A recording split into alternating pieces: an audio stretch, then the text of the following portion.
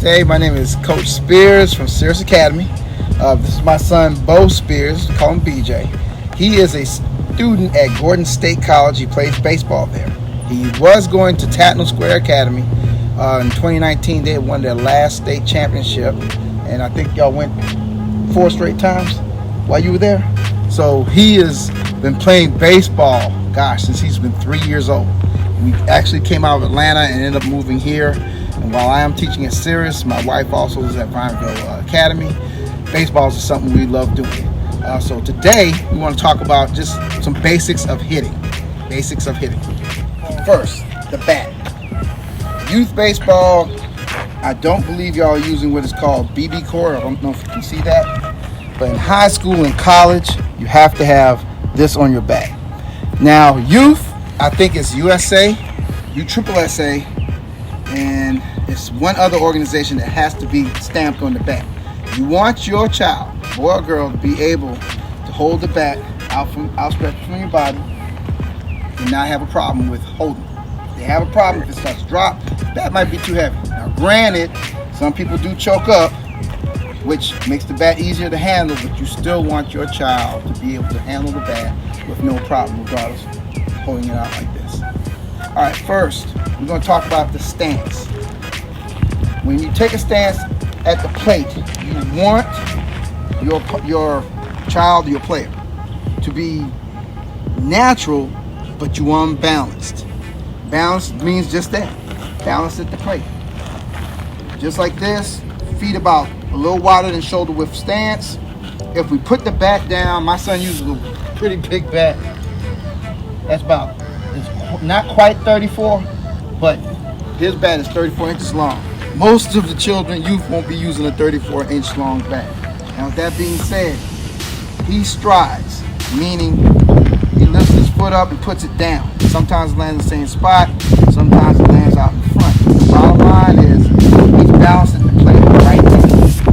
It'll be harder for me to push him over at this point because he is balanced. Now, if he narrows his feet a little more, and I push him, it's a little easier to push him because he's not as balanced. With that being said, I know y'all have seen Babe Ruth's stance like this, and he stride out, but when he landed, he was balanced. It's not so much how you start, it's how you finish. Remember that. It's not so much how you start, it's how you finish. With that being said though, youth should always have a wider base. As they get older, it's going to allow them to be able to recognize that dreaded curveball. Because the curveball makes you have to wait. The changeup makes you have to wait. The knuckleball makes you have to wait. And if you don't have a wide enough stance, you'll be way out in front of the ball. You still can get fooled, but with that being said, this is youth baseball. Shouldn't see too many curveballs, but you might. All right, striding and loading. Most children, or most players, have some type of a stride. Some have what is called a high leg kick and land. Some have just a simple toe tap. And then some have just a forward stride. Now, the reason why you have these things is there has to be some forward momentum towards the pitcher in order to provide enough power. Now, you're not hitting for power as a youth player, With that being said, you still want to hit with backspin, you want to hit with strong contact, but there has to be some forward momentum. Not a lot, but with that being said, if you look at old Jackie Robinson tapes and even Roberto Clemente, you'll see these guys was actually diving into the pitch.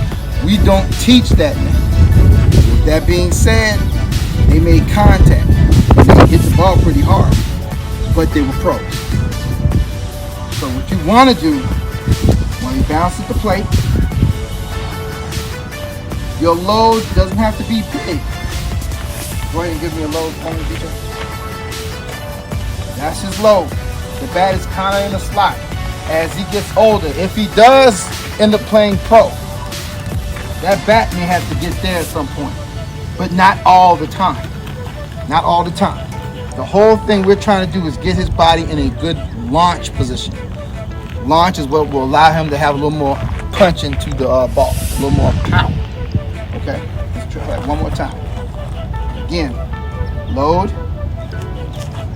There you go. As you notice, wide stance, even wider than where you start off at. Bat in the slot, knuckles. Everything's ready to go now to get ready to hit. Relax. Again, everyone may have something different. Some coaches will teach a load like that. That's not wrong, but it's called arm barring. And if you're not careful, that will cause you to do something that we call casting. Can you show casting real quick? That's casting. So now if the ball was on the tee, he's going to hit it here, which would cause the ball to go to shortstop and third base. And that's what we don't want. If you notice on his bat, there's a lot of marks in that area. That's the sweeter part of the bat on a wooden bat. And really on a wooden bat, it's probably about right here. It's a ball. On a BB core bat or a metal bat, the spacing might be a little wider as far as the sweet spot. Certain bats do have bigger sweet spots than others, but because, I hate to say it, use the word dumbed down, but that's what they really did with these bats, with high school bats. They made it so that a kid his age can't swing a 34-inch bat, hit that ball right back at the pitcher and kill him, because that can't happen. You square that, some kids square the ball up, or the pitcher makes a mistake and puts it down the middle. He squares that ball up and hits it right back at the pitcher. The pitcher has no way to react to that. And I guarantee, even though it's 64 feet away, that ball comes back extremely fast. The faster he throws it, the faster it can actually come back. Simple as that. Okay, now we're going to talk about path to the ball. This drill can be, you have to do it off of a tee, and you want to use either a wiffle ball or what is known as a smush ball. The difference in these, wiffle ball kind of will hurt if it hits you and whatnot, and it will also break. And sometimes it can break things that it hits. A smush ball, really, even if you hit it square, it does not hurt. It doesn't break anything. You can be inside your house with these. The problem with these are you have to order them, or you have to go, if you're in Atlanta, you have to go all the way up to Marietta, the Better Baseball, to get these. Easier to find these all over the place. And I would suggest anyway that every parent buy their child a tee, because if you're going to play baseball, you're going to have to use a tee. You're going to use a tee even if you're in the pros.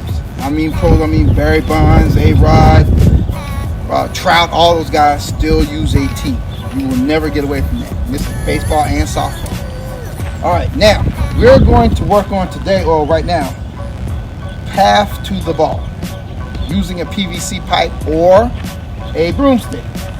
Now I just happened to go to Kroger and found this mop handle inside the store, and all I did was screw the mop part off so we can go a cheaper way as opposed to trying to find PVC and cutting it and everything else. If you had a team of 10 kids, then you probably want to get a PVC pipe, cut so many sections, and you can work on this drill. We're going to go ahead and use the wiffle ball right now. All right, now if you could, sir, please cross your hands across the front of your body. All right. Now with this drill, he is trying to work on creating a smooth path. When he showed you the last time with casting, you do not want your hands, first of all, you want your top hand under the barrel, and you do not want to push with your hands. That is taught right now. It's not wrong, but there's a reason why you don't want to teach push with your hands. If you teach this, then the child or player tends to do that before they start their body turning. And most of the better hitters, even with a load, stride, whatever they're doing, is a rotation. And when he does the drill, I'm going to show what happens when he gets a bat in his hand, and then there's a punch, or what you call a extension. All right, BJ, if you could, go ahead and start with your load, stride, and then turn slowly.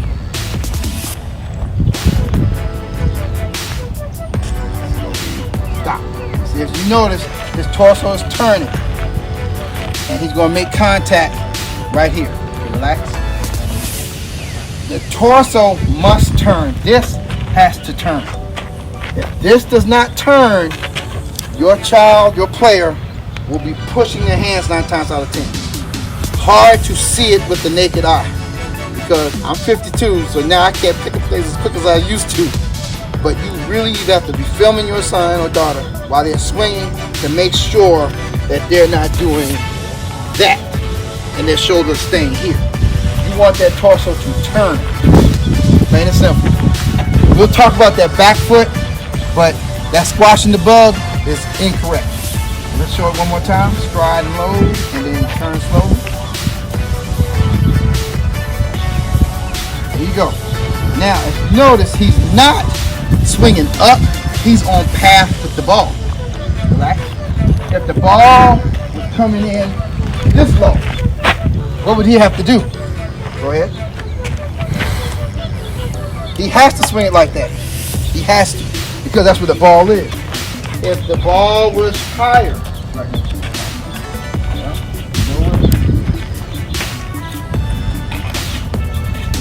this is also when you need to work on high tees. You don't have a high enough tee. Parents, I hate to tell you this, that is a strike in youth baseball. That's high, but that is a strike. All right, let's do that again now. What do you have to do in order to hit that ball? Again, on plane. On plane. Now, staying short to the ball. Earlier we had shown how casting is. Show casting one more time.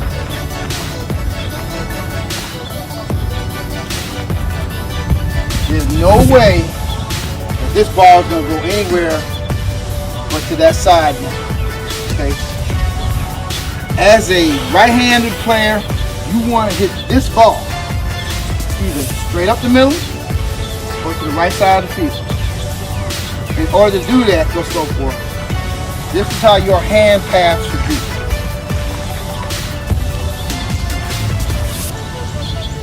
Stop.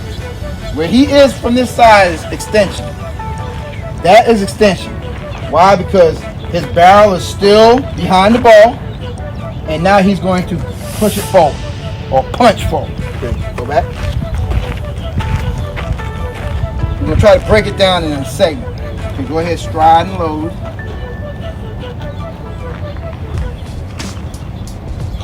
All right, turn slow. Stop. Now, he's in a good position. He's still in a power position. Barrel still behind the ball. Ball hasn't gotten there yet. Keep going. Now he's going to be extended here. Now, if you let that ball get too deep, back it up a little bit. If it got here, go ahead. He's still there. The point of the thing we're trying to do is we're going to try to keep the hand inside of the ball to stay short. Relax. No matter what, extension is never going to be here. Extension is always going to be there. Always there. Your top hand is really your power. Your bottom hand is your guide. There's nothing wrong with taking your hands to the ball, but you're not really doing that.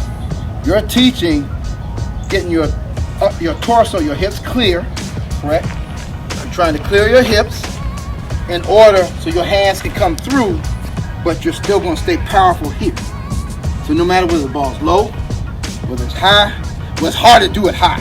But if it's, from, I guess, abdominal area to knees, it's a punch. And you can do something with the ball, but you're not pulling it. Pulling means casting. When you cast your hands across the plate, and you take a ball that's middle, or middle in or in, and hit it that way. Well, not in, I shouldn't say in. If it's middle or middle away, and you manage to get that ball to shortstop, that means you did this. That's wrong. Any ball from here over should be hit to the right side of the field if you're right-handed batter. If you're left-handed batter, anything from here over should be hit that way. Now, if your child has a 3-2 count, a 0-2 count, a 1-2 count, a 2-2 count, you just want them hitting the ball. Tell them not to worry about where it's going at that point. You're trying to put it in play. What a lot of kids don't realize is that if they see a ball that's middle,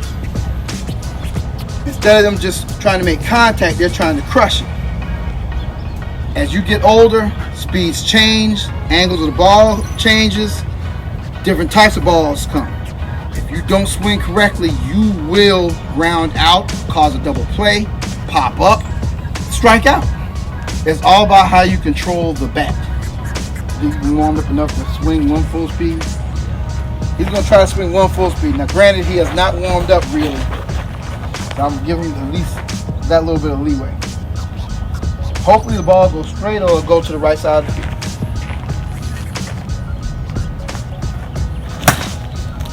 There you go. That's fine, because the ball still went straight. You know that went to the right side of the field, but that's fine. The bottom line is, if he can keep that ball towards the spine, harder to get him out. Try it again.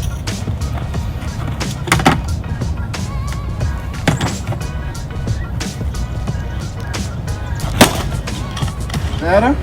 Right side. Now we're going to try a real baseball.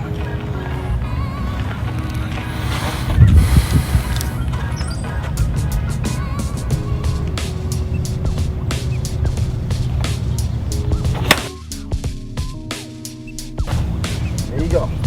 Now we're going to talk about strike zone and setting up balls on the plate to help your child hit a little better off the tee or to understand where you want to hit the ball.